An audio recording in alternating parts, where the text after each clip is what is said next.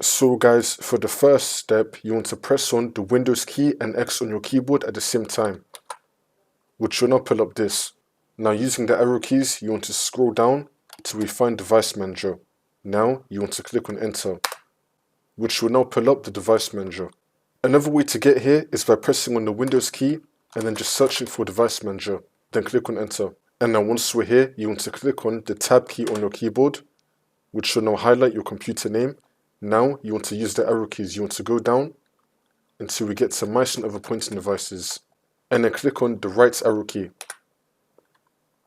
which will now expand it. You want to find your mouse. If you have more than one mouse on your computer, you want to repeat this for all of them. So you want to use the down arrow key, which will then take you to your mouse, and then click on Enter. And now once we're here, you want to click on Tab until you have General disappear selected.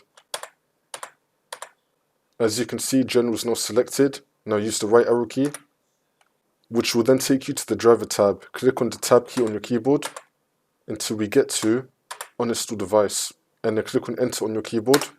Use the Tab key to select Uninstall, and then click on Enter, which will then uninstall your mouse. And if you have any more mouse devices on your computer, you want to uninstall them as well.